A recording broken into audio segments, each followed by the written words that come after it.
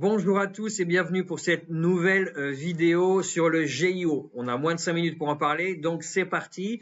Je suis Philippe Haïn, Head of GIO de l'agence Staff. Donc GIO pour Generative Engine Optimization.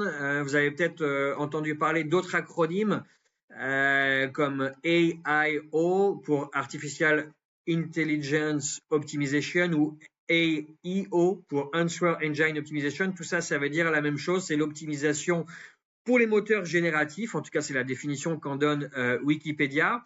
Et c'est l'ensemble des techniques marketing qui permettent à une marque d'apparaître ou d'être mentionnée dans les IA génératives. Voilà, donc peut-être que vous connaissez d'autres acronymes comme le SEO, évidemment, Search Engine Optimization pour la partie référencement naturel.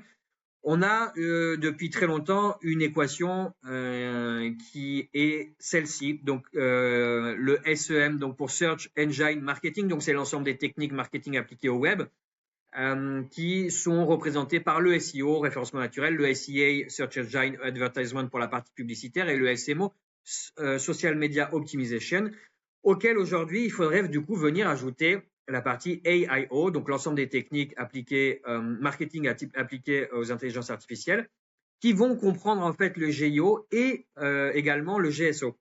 Donc GIO, c'est plus pour l'apparition, la mention en fait dans les IA génératives, et GSO pour Generative Search Optimization, c'est l'ensemble des techniques pour apparaître dans les ce qu'on appelle les AI Overview.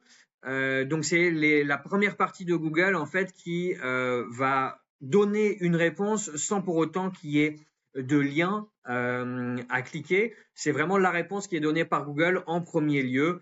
C'est la partie vraiment ce qu'on appelle le zéro clic. Voilà, donc ça c'est la nouvelle équation qu'il faut prendre en compte. Pourquoi c'est important en fait le GIO aujourd'hui pour votre entreprise?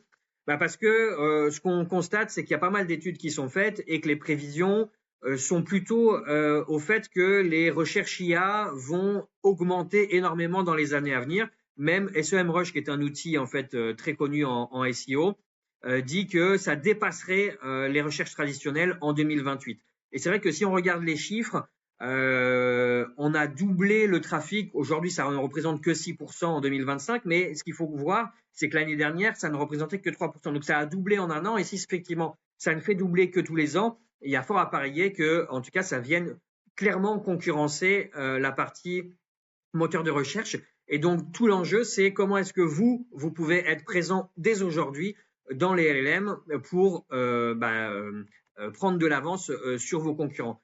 Alors, est-ce que le SEO, est-ce que le GIO va remplacer le SEO? Non, ça va pas remplacer, mais c'est une prolongation.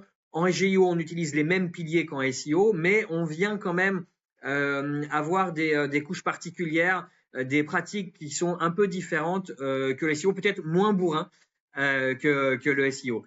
Ce qu'on remarque, c'est que pourquoi c'est important également, en fait, en 2025, on a pas mal de clients qui ont perdu du trafic, notamment voilà, les AI Overview qui arrivent, mais également les Google Shopping qui prennent de plus en plus de place, les cartes Google Maps, etc. Ce qui fait que les liens naturels, les premiers liens naturels arrivent beaucoup plus bas.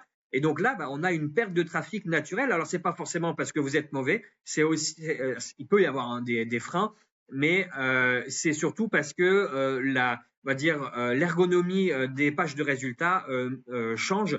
Et donc, on a des changements de résultats qui vont venir impacter tout ça. C'est également dû aussi aux tendances. Vous avez évidemment, si vous avez des enfants, mais même vous, vous utilisez peut-être de plus en plus les IA. Et donc, vous avez vous utilisez moins pour certains types de requêtes les moteurs de recherche. Les jeunes utilisent beaucoup aussi les IA, mais ils utilisent aussi par exemple les vidéos pour TikTok, YouTube, les shorts, etc. Tout ça fait que ça rebat un peu les cartes sur comment est-ce que j'apparais finalement dans l'écosystème digital et comment je dois non plus que me concentrer sur le SEO, mais aussi sur d'autres techniques comme le GIO. Donc en termes de business, c'est vrai qu'aujourd'hui, ça représente pas énormément, mais on va dire que pour conclure, l'objectif en fait, c'est vraiment de commencer à s'y intéresser pour gagner des places et être opportuniste en fait sur le sujet. Voilà. J'espère que ça vous a donné plus d'informations et on se retrouve bientôt pour une nouvelle vidéo.